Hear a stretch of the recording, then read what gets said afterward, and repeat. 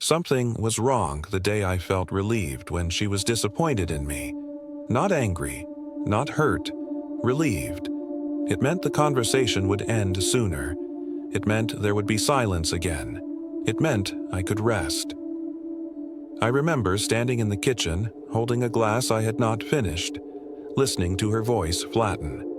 I remember thinking that this was better, that disappointment was easier than expectation, that quiet was safer than hope. That was the first moment I understood I had crossed into a place I could not describe to anyone without sounding dishonest. How could a person even end up here? At the time, my life looked ordinary. Work, evenings, shared meals, familiar routines. Nothing that would raise concern if listed aloud.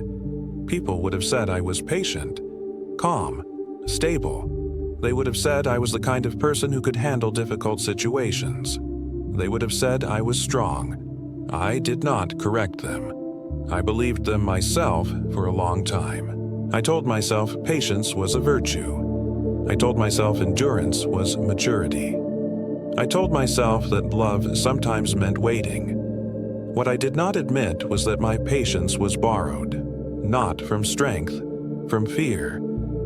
In the beginning, there was nothing dramatic, no betrayal, no cruelty. There was warmth, there was attentiveness. There was the careful way she asked questions and waited for answers. She noticed things. She remembered details I forgot about myself. I felt seen, and I mistook that feeling for safety. When small discomforts appeared, I absorbed them without resistance. A changed plan, a delayed apology, a boundary gently ignored. I told myself this was what compromise looked like.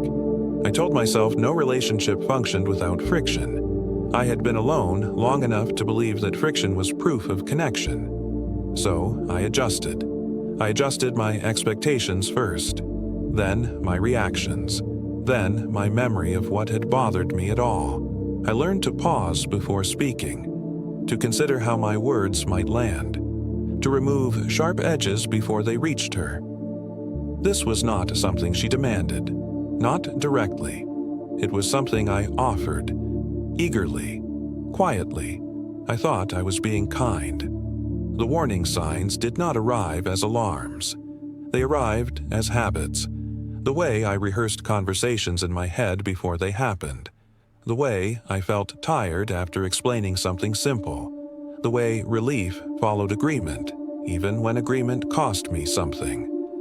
I began to measure peace by the absence of tension rather than the presence of honesty.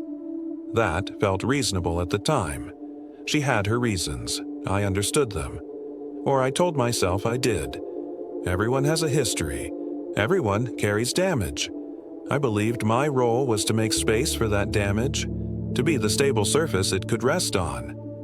I did not notice when the surface started to crack. I still went to work. I still laughed at the right moments. I still showed up to social gatherings and answered questions.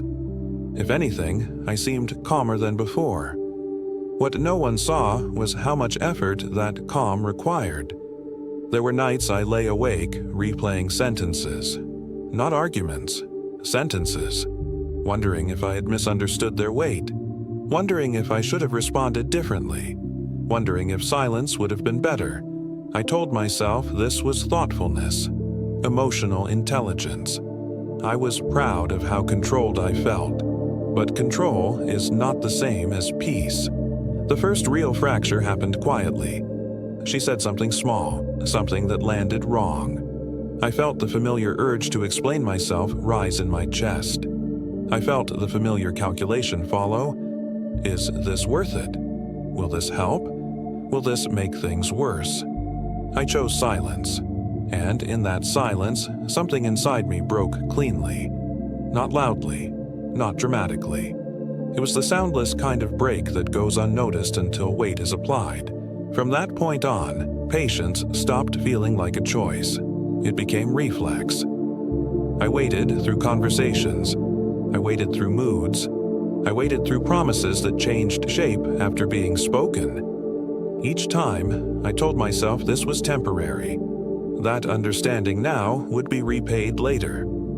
I was lending patience to the future version of us. What I did not see was that the interest rate was compounding. I began to feel older than my age. Not wiser, just worn. There were moments when I caught my reflection and did not recognize the expression on my face. It was neutral, practiced. I realized I had learned how to disappear without leaving. The midpoint came on an ordinary afternoon. We were sitting across from each other, light coming through the window, nothing symbolic about it.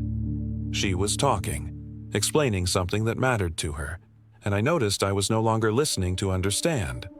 I was listening to endure. That distinction hit me harder than any accusation ever could have. I felt something cold settle in my chest, not anger, clarity. I understood, suddenly, that I was no longer choosing patience. I was using it to avoid conflict, to avoid loss, to avoid myself. I had allowed the shape of the relationship to form around my silence, and silence, once structural, becomes load-bearing. From there, awareness grew slowly, painfully. I noticed how often I swallowed words, how often I smiled at moments that made me smaller, how often relief came from surrender rather than resolution. I noticed how rarely she asked what I needed, and how rarely I offered an answer even when she did. This is the part people misunderstand. She did not force me. She did not trap me. I participated. I trained her expectations by meeting them at my own expense. I taught her that I would wait, and so she let me. The pain was not sharp. It was dull, persistent, like standing in shallow water that never recedes. There were days I thought about leaving, not in anger, in exhaustion. But leaving would have required a confrontation with everything I had avoided. It would have required admitting that my patience had limits, that my silence had cost something real. It felt easier to stay and pay the cost slowly. So I stayed. I told myself I was being mature. I told myself this was what commitment looked like when stripped of fantasy. But maturity without self-respect is just endurance with better vocabulary. Eventually, something shifted again, not toward healing, toward acceptance. I stopped hoping for change. I stopped imagining conversations that would fix things. I began to observe my life as if it belonged to someone else.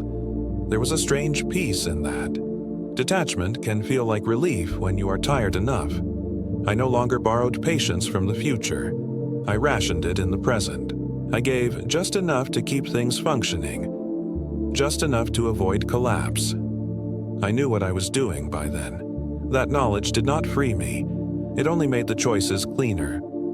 I understood that I was staying not because I believed things would improve, but because leaving would force me to rebuild myself without the illusion of virtue.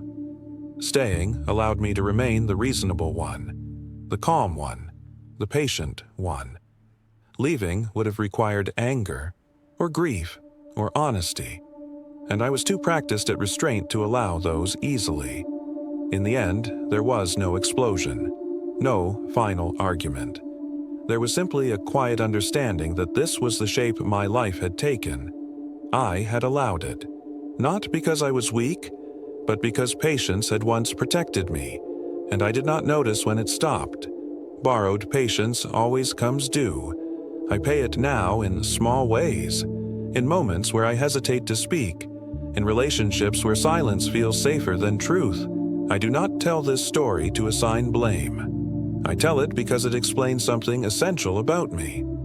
I know now that endurance is not the same as love, that calm is not proof of health, that allowing something is a form of action. This is not a confession of guilt. It is a record of consent given slowly, quietly, until it no longer felt like a choice. If you stayed until the end, I appreciate you. Like the video and subscribe if you want to hear more stories like this.